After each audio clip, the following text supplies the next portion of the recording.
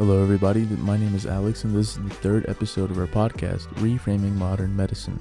Our mission is to bring awareness on the evolving treatment choices for the human condition.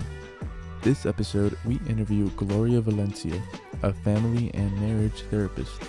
This episode, we focus mostly on how depression and anxiety affects everyone and what causes these conditions. If you would like to enjoy this podcast with video, please check out our page on Spotify and YouTube. Thank you, and we hope you enjoy. So, today's podcast is going to be a little different. We're going to have some fun and talk about topics that are a little, would you say, taboo? A bit taboo in our community, yes, in the Hispanic community. Good. So, with us, we have Gloria Valencia. Yes. Tell us a little bit about yourself, if you don't mind. Well, my name is Gloria Valencia. I am a marriage and family therapist. I've been in this field for about 15 years, licensed for the last 4.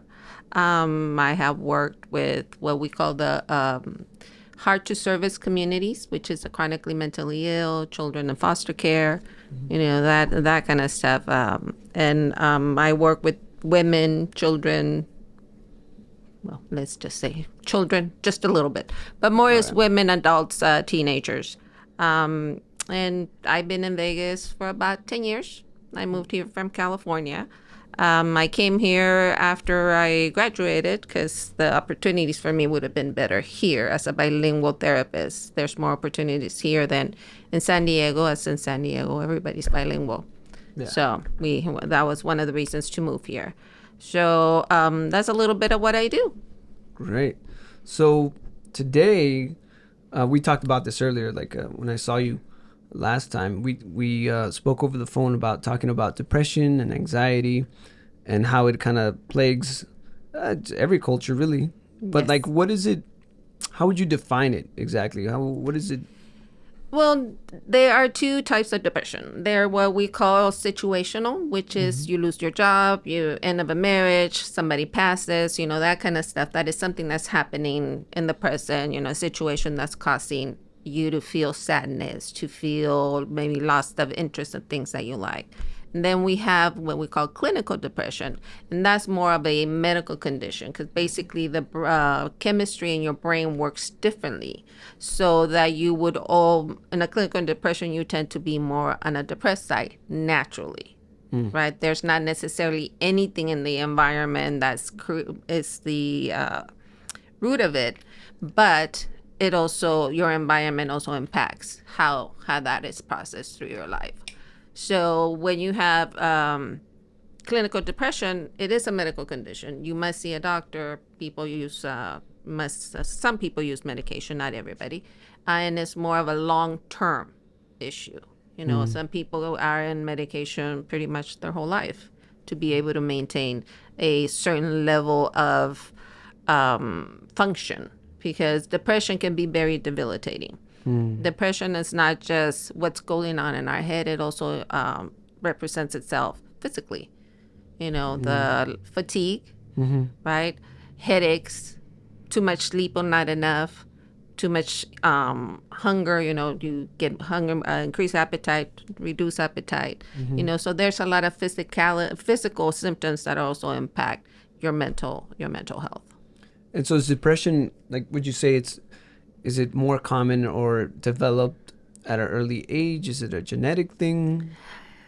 It's hard to say it's a genetic thing, but mental health, if there is a family history like anything else, and you are predisposed, just like cancer, just like diabetes, just like anything else. If you have a history of family mental health issues, then your probability of having a diagnosis increases, just like people with heart or cancer or anything else.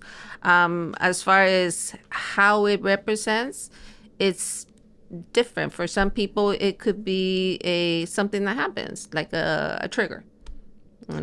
For some people, it's like I was never like this. I always been kind of in a low mood. Was very quiet, very reserved, and then, I lost my job or I lost a husband, and then it just kind of goes down. So that's the difference between knowing if this is something that is just something that's happening right now or it's something that's been ongoing that got triggered, and now you're in this deeper depression that is more of a clinical depression because you were already there. It was just something that kind of put you over the edge. So does it? So I was speaking with a friend earlier today, and we discussed how her mom was fine, or at least not. No, she's a child, so maybe she wasn't aware of it, and nothing really happened to her until she hit about the age of 40, and then kids are growing up a little more, and as things went on, they noticed changes, and then she fell into this deep depression.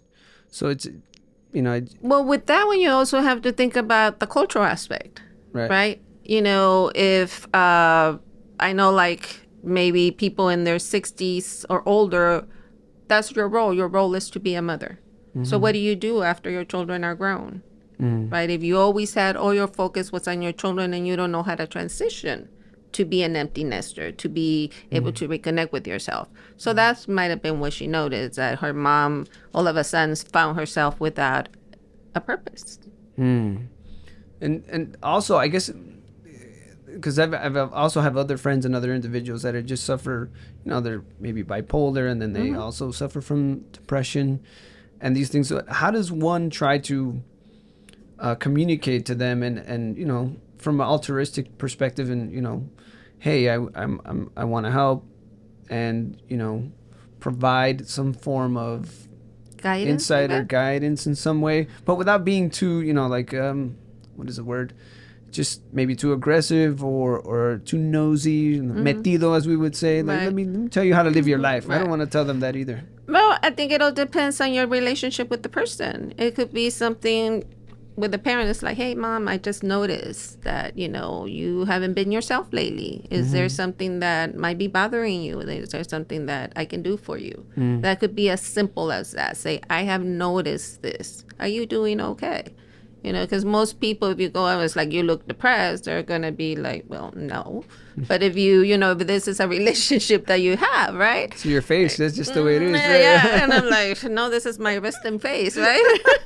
And you know what comes after that. Yeah, absolutely. But that's a way of kind of approaching it with somebody. It's like, I have noticed that, you don't seem to do the same things you used to do before. I noticed that before you used to go camping all the time, but I know you don't do that anymore. So kind of those things, the behavioral changes that you're noticing, because that's one of the things that happens also with depression. You lose interest. You don't want to go anywhere. You're just kind of closed down. And again, it goes back to some people say, well, I'm just tired all the time. Yeah. I'm just tired. I want to sleep. And a lot of people spend a lot of hours sleeping, and unfortunately that's something else, that the more you sleep, the more tired that you are. And the more that your body's going to need that. So it's kind of like you get into that vicious cycle. Right. I see. So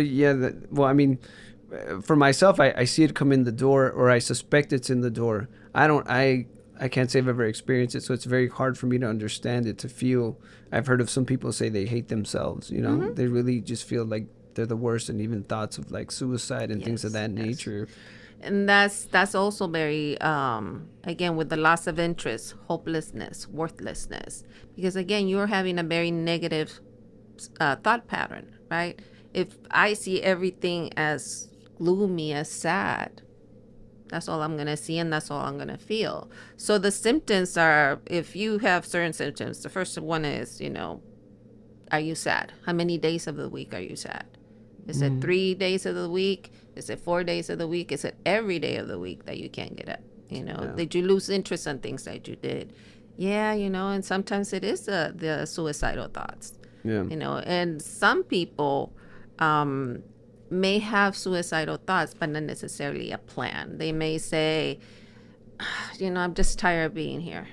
I don't want to live anymore. Yeah. Right? And that's something that, ya me cansé, ya me quiero morir. Yeah. Right? But that doesn't necessarily mean you're going to go and hurt yourself.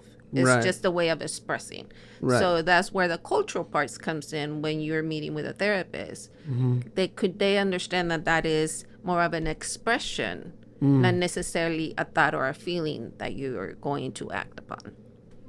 I see. And now I've heard that people try to keep themselves busy to avoid these feelings or sensations or these symptoms.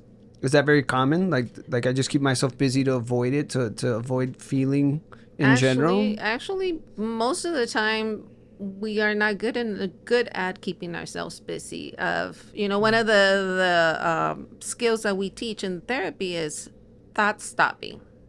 Basically, it's like once I start thinking I'm no good, I'm worthless, I shouldn't be here, you have to kind of stop yourself and say, wait, no, that's not really me. I am worth something. I am connected to somebody. So it's you retraining your brain to look at the positive. Because most people, if you're depressed, you may go through, and that's more of the situation, even in the clinical, where you're functioning, right? You function. You go to work, you function. But the minute you get home, you're exhausted. You crawl into your bed. You're just done for the day.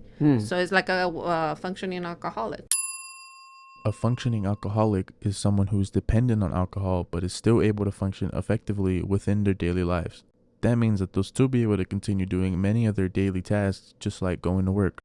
Right, that's what I was thinking, exactly that. So it's the same thing. We can all function, but that doesn't mean that we're at our best, that we're at our full potential. So with and you mentioned functioning alcoholic. So then, like someone like that, un borracho, is like they get through the day and then they're done. Because I dated the gal that her father would wake up, have a beer in the morning, go to work, probably at lunchtime have a few more, get home, have another one when you get home. So I mean, is that a sign of a possible depression, or is they're trying to escape something, right? It could be both. It could be alcoholism, or it could be self-medicating. That's something else that you see a lot in our community and in general with people with mental health. That you see substance abuse together with mental health, and a lot of the time, depending on when that substance abuse started, that could be self-medicating, right? If I feel sad, if I drink a beer or 2 beers, I'm gonna feel better. Yeah. Right. So I'm gonna drink 2 beers, and then unfortunately our body gets used to that. So now they need 4 beers, or they need 6 beers, and then Right. So again, is that cycle that we get into, self-medicating. People use different drugs for different reasons. Marijuana right now is a big issue that I run into in my practice, where it's like, I smoke every day. It's like, well, that's actually making your depression worse. Because marijuana is a depressant. A depressant is a drug that can lower neurotransmission levels or depress or reduce arousal or stimulation in various areas of the brain. And so what you're thinking is helping you, just like alcohol or any other drugs, is actually adding to the problem. Right. So there's that rat study, right, where they say they I'm sure you know it better than I do, but there's a rat study where they had a bunch of I think it was rats or mice all in one area, and they would give them, I forget what it was, a drug, or I don't know exactly what it was, but once they put them all together, they were isolated taking this drug, and once they were put all together, it seemed like, and they had access to play and and mingle with each other. They avoided that, and they drank the other water that didn't have that drug, and they seemed to function fine. So is that kind of one of the keys to get out of depression, which is like interacting with others, going out, not doing, I guess, marijuana, not taking... Yeah, social contact, because that's also something that happens in depression. We cut off our friends. We cut off our family.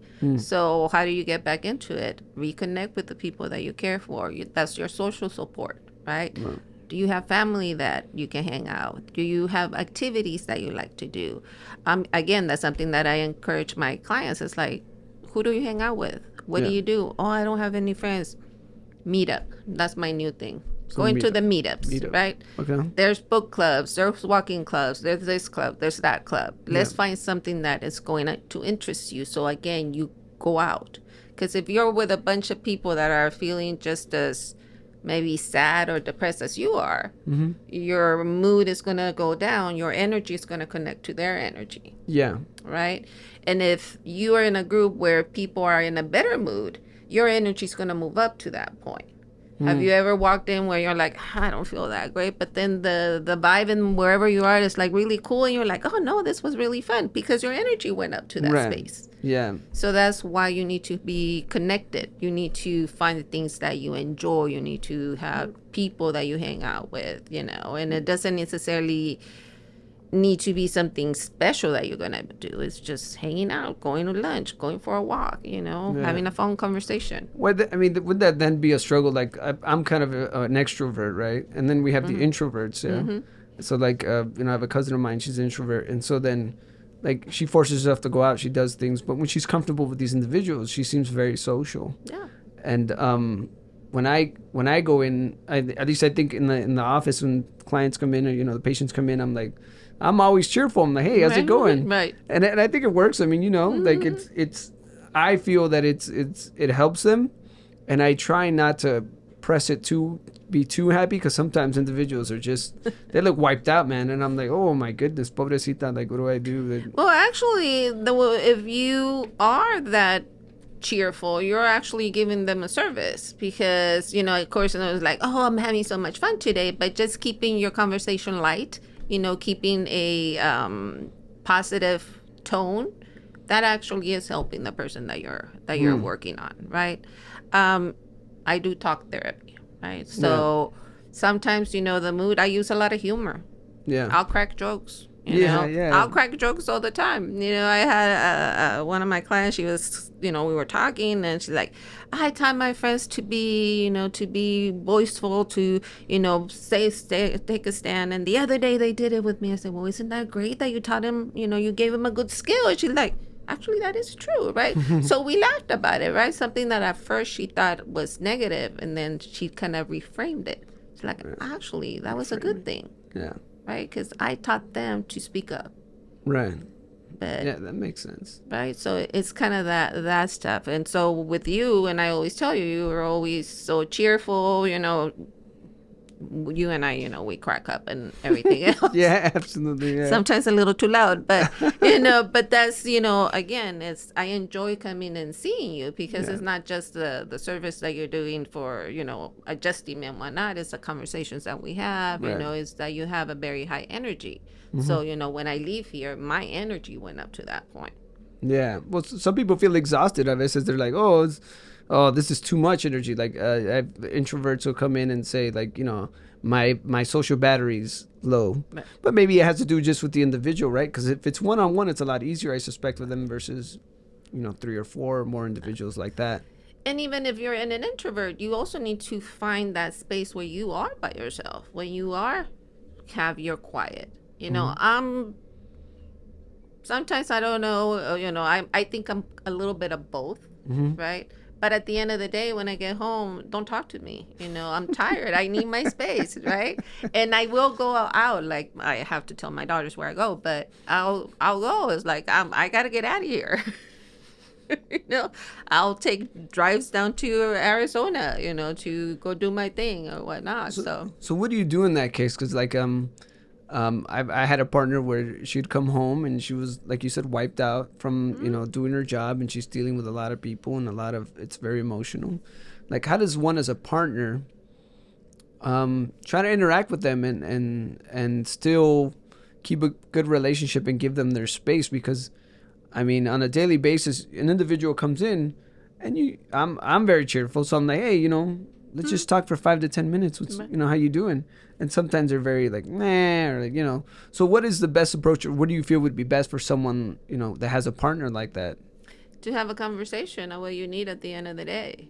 So like right before bed, you mean? No, conversation. No, well, it's true. Have a conversation. You know what, Ricardo? When I get home, I actually really need like half an hour. Just let me go up to my room, wash my face, change my shoes, take a breath, and then we can come down and we can chit chat. So it's about that, discussing what is it that you need at the end of the day. Right. Because I don't stay. I don't stay in my room right now. I when I lived by myself, it was a lot easier. But right now, my daughter lives with me. And my grandson lives with me. Oh yeah. So I can't stay in my room forever.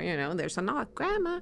So, but again, I tell him I need a little bit of time. Give me 15 minutes, 20 minutes. But that's the conversation that needs to happen between you and your partner. Like, what is it that we both need at the end of the day? Usually pillow talk is what they want. Yeah, well, pillow talk, but if she's not feeling all that great, there might not be any pillow talk. Yeah, I You don't know, know that. you have to, even that, because that's also something that gets affected if you are dealing with depression. Yeah. You know, Yeah, that's I've heard that too. I've heard yeah, that very low libido. yeah, the Yeah. libido drops. That's what I've heard. But Yes. but I've seen with a male, I've heard that it drops. With a female, my understanding is that it goes up. No. That's It hasn't, well, at least not in my experience. Every okay. single female is like, oh God, no, like, But it may be previous other trauma then that maybe relating to why it goes up like that. Then probably it could be because because depression is one thing. If you're talking about bipolar depression, it's a different thing, right? So bipolar depression is a different presentation of depression, because when you are bipolar, you have the swings, right? You have depression and you have mania. Mania is a mental state that is caused by mental illness and can be marked by periods of great excitement, euphoria, delusions, and overactivity. People with bipolar depression can flip between mania and depression. And when people are in the manic state, more sexual activity, more dangerous activities, driving fast, spending money that they don't have, hooking up, all this other stuff. They're married, is like, we're going all over this place. But it's different. Yeah. In regular depression, most people tell me that actually is not something that they're interested in. Okay. So like here sometimes we recommend 5-HTP or supplements like that. At the very least, that's all I can do, or at least tell them, hey, to see a therapist. Is there besides socializing, doing the things that they do, trying to get out, is there anything else, or like diet wise, or anything else that you recommend? Yes. Remember, we are, the way that I like to think of ourselves, you have to look at the whole person, the holistic approach, right? Yeah. Because we're not just our feelings and our thoughts. We have a physical body, and we also have a spiritual part of ourselves. So what is it that you're eating, right? I always tell people that's part of our process. It's like, okay, what's your diet? Oh, I drink a lot of coffee. I drink a lot of, energy drinks. Yeah, energy drinks, yeah. That's the worst thing that you can do. Why is that? Is it just like anything else? You're just trying to... Yeah, like you said, because the alcohol? again, the energy drinks is a lot of caffeine, and then a lot of sugar, all those things. And, you get the sugar high, but you also get the crash.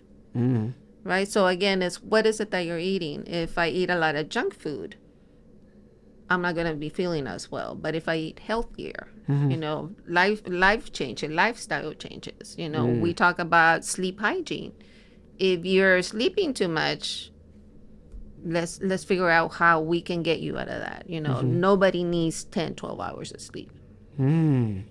Wow, you just really blew my mind right now. 'Cause Yeah, I'm thinking about partners in the past right now, and I'm like, damn, that was a sleepy person. Yeah, no. And again, if you sleep that many hours, your body is actually trying to stay asleep. That's why you wake up so much more tired, because your body does not need that many hours. Of course, if you have insomnia, sometimes you do crash and you will sleep that many hours. But as a normal process, but we need 6 to 8 hours, depending on where you are. What's normal? I don't know. Well, that's whatever, between 6 to 8 hours. Some people, like I have my sister-in-law, she says that she's fine with 4 hours. Wow. How old is she? She's actually in her 60s. I've heard that. Now I've encountered a lot of people who are, like probably 50 and above, and they say the same thing. I can function with 4 or 5 hours, and I think to myself, like, my understanding is the younger you are, as you develop, you need more sleep because you're growing. But as we get older, I guess we're decaying, but we're really not. We don't need as much. I'm assuming based on your physical activity and what's going on. But with her, she's always been like that. I mean, she's been in our family over 3 years. She's always been like that. It's like she's very hyper and all this stuff, right? Yeah. And so, but in reality, we don't need, I mean, some people can function with 4, but I think that's the exception. Most of us, to really function, you need to have at least 6 hours of sleep, give or take. Yeah. If you suffer insomnia, like I suffer insomnia, right? So I have to figure out, like, sometimes I'm functioning on 3 hours. Oh. But this is something that is, for me, is a result of my head injuries. So there's things that I can do, and sometimes I do crash. You know, if I've been a week where I only slept 3 hours a night, I will sleep, wake me, go to sleep at 8, and I won't wake up until 8 the next day because it's simply my body is just exhausted. Yeah, wow, it's amazing. Now, what I've heard is that anxiety is fear of the future. I don't know how true that is or what your thoughts are on that. Anxiety is really fear of the unknown, right? Not the future necessarily. Anxiety, and it's normal anxiety. We all have normal anxiety. When I first walked in, we were going to do this, there's a little bit of butterflies in my stomach, right? I never done this, right? And that's the normal anxiety. You know, when you go into a job interview, when you go to a doctor, we have that normal type of anxiety. But usually we can calm ourselves and we go forward. I'm sitting here, I'm not nervous now, I feel comfortable. You work through that.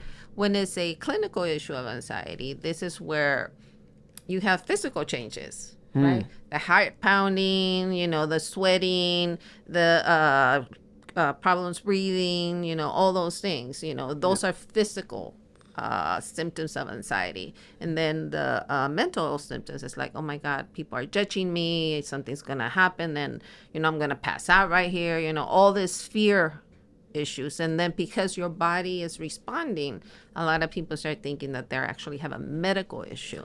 Yeah, I've had family that's like goes to the ER somewhat, not frequently, but they've gone enough. And but I've also heard there's cases where there was like one of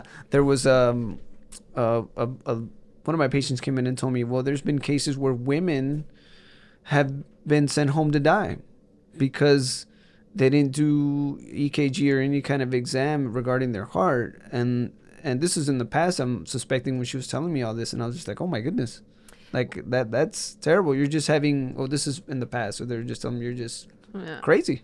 Well, and remember, females have, when we're having a heart attack, we don't represent us what they usually tell the arm thing and all that. We don't experience that. So yes, you could be misdiagnosed that you're having a panic attack when you're actually having a heart attack, because a panic attack in many ways feels like a heart attack. Wow. Like a severe one. I have had panic attacks in the past, right?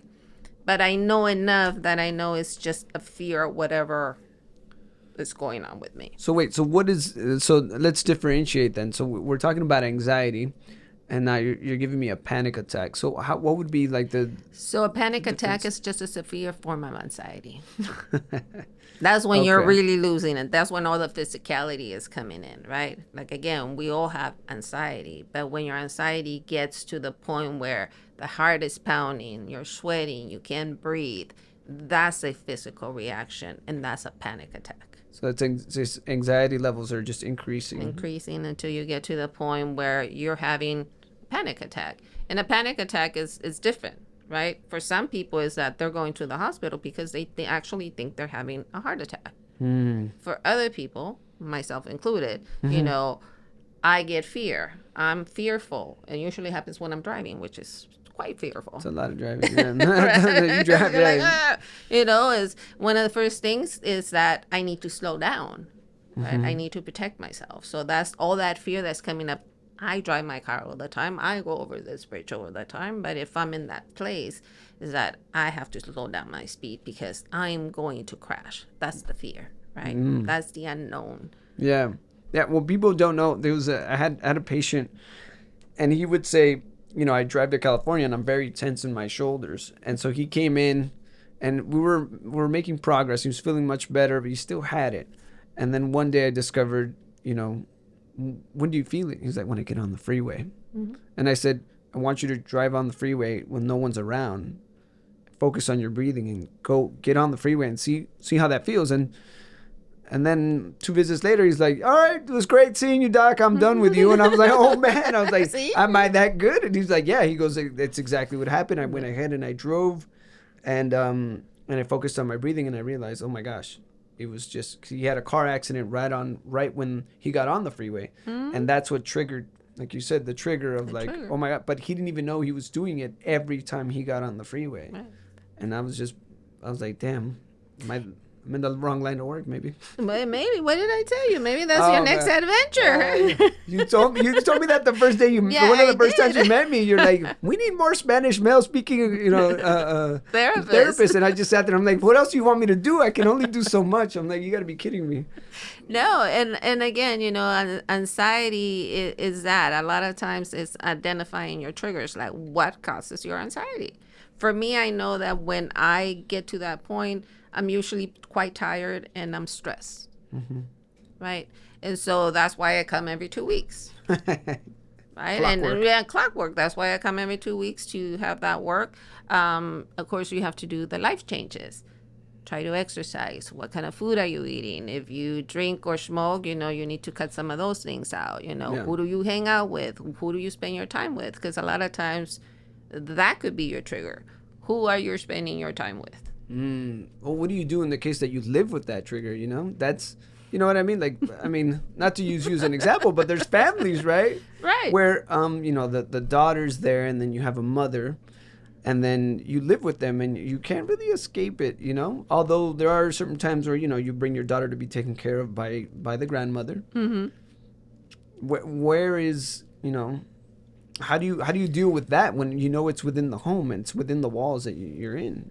And again, depends on what the dynamics of the family is, right? In our culture, in Latina, I always tell people, I say, look, when my girls come, and my girls are adults, right? Mm-hmm. So when I lived alone and my girls would come to my house to visit, I became their mom. I started doing stuff what moms do, right? Right. I am their mother, but I don't need to mother them anymore.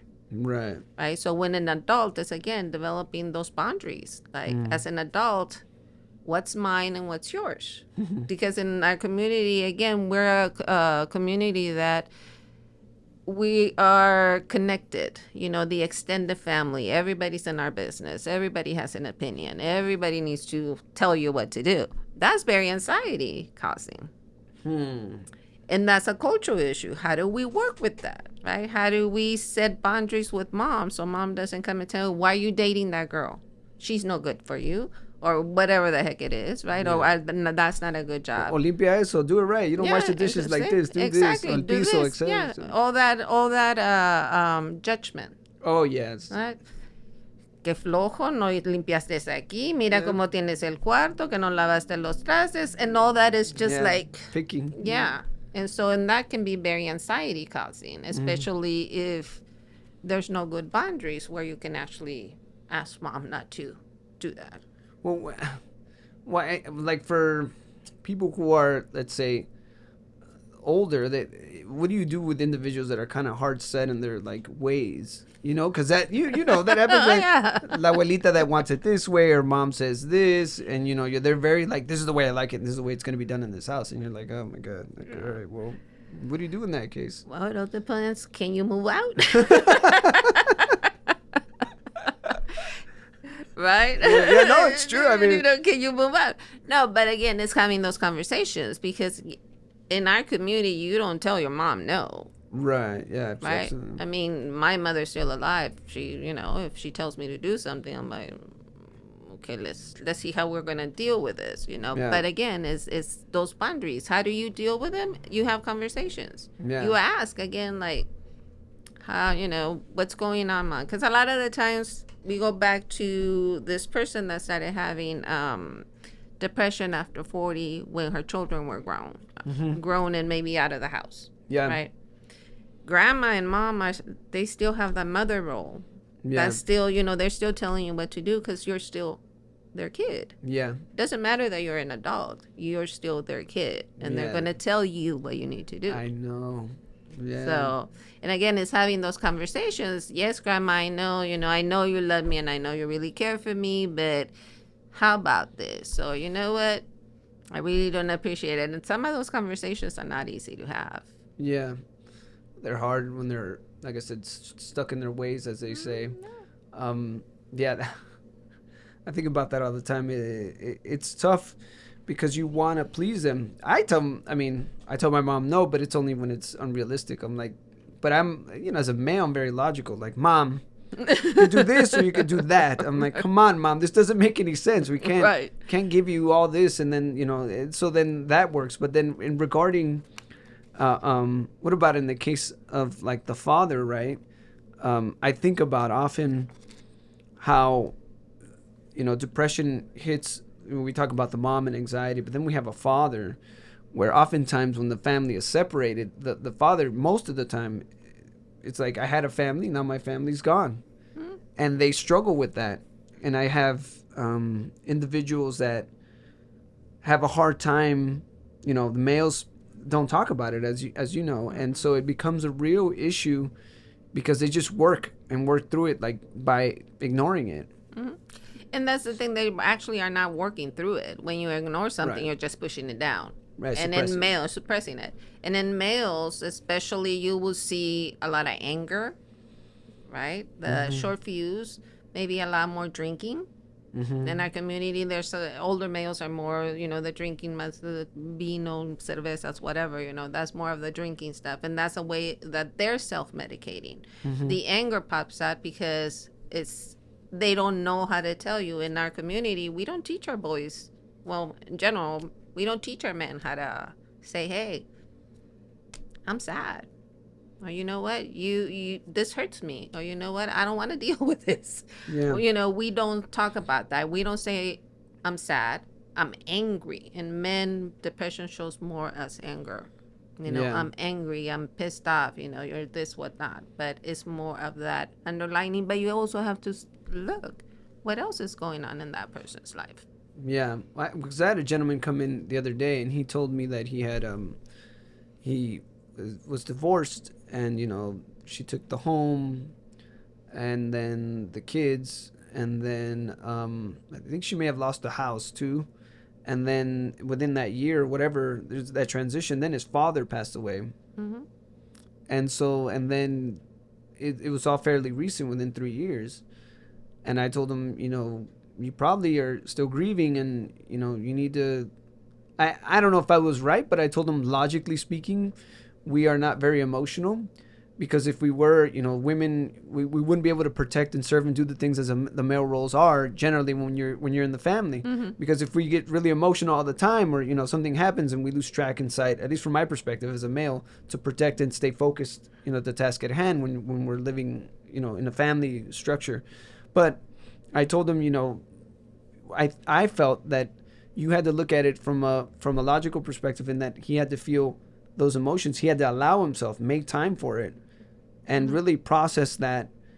But obviously not during work hours, not during this time. And and when I explained it to him that way, he kind of was like, okay, that makes sense. Mm-hmm. Because it didn't seem like we set a time, like, okay, now we're going to set time to talk about how we feel or what we're feeling, and try to feel it out and try to express it in different ways.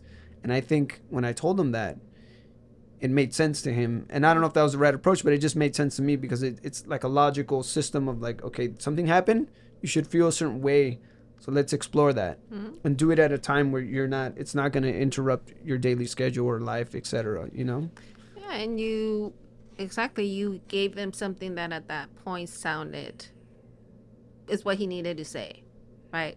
I always tell people that don't ever ask me what I said to my client that created a change.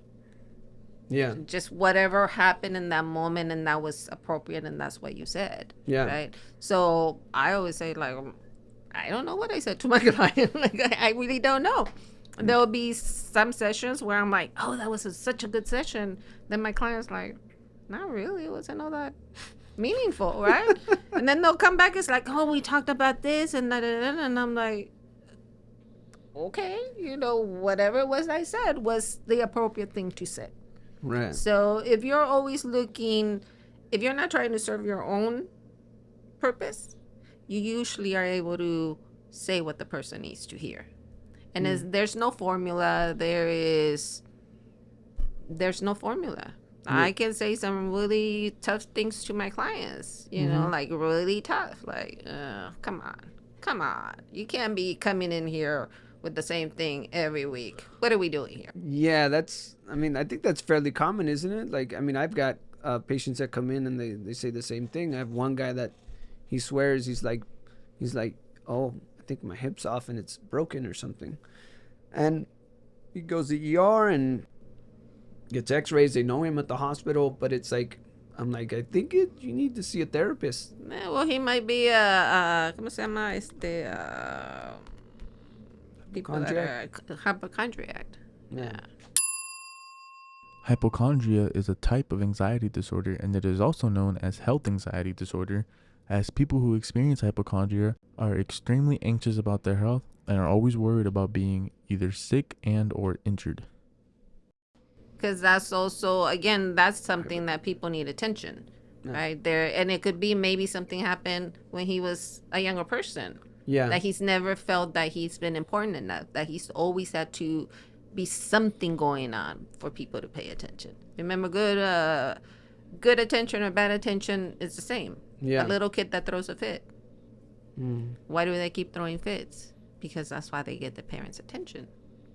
A child that always gets the attention that they need is not going to be your fit thrower. Interesting. Damn, you made me think about all these relationships I've had where I had some person, the female just run off and do something, and I'm like, what's this about?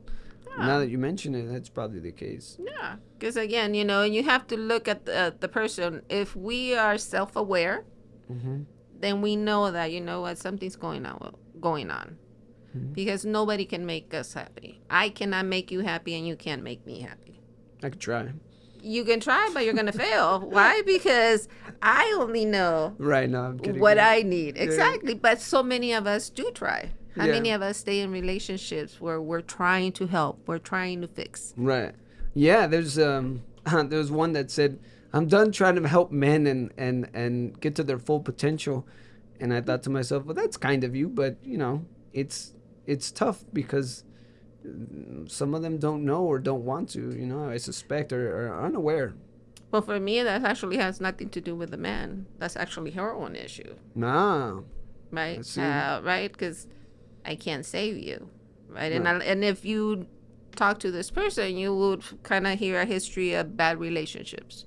Right? And then if you start listening to them, it's like you've been dating the same type of guy, the same guy, he just looks different, but it's the same guy. Yeah. Looks Right? like, yeah. So that's more about me. If I'm always trying to save you or fix somebody else, that's a need that I need to fill for myself. There's nothing wrong with being a mentor, but there's a difference between being a mentor and teaching than trying to fix you and tell you what you need to do so you can be better.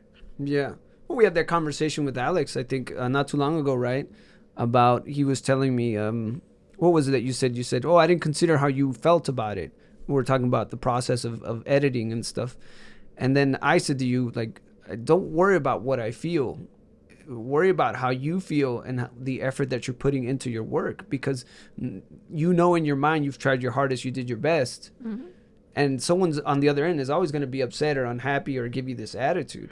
But at the end of the day, if you do your best, in your heart and for sure that whatever you did is the best that you can do. And if you need to modify it, then it'll be modified, right? I don't think I was trying to tell him. I was just telling him, I guess I was telling him, but it was more of focus inward instead of outwardly to make the change.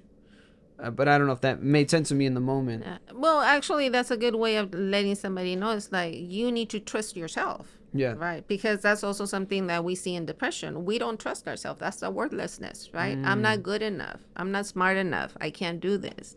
But when you tell somebody, if you did your best, like I used to tell my girls when they were in school, A's and B's were what they needed to bring me, right?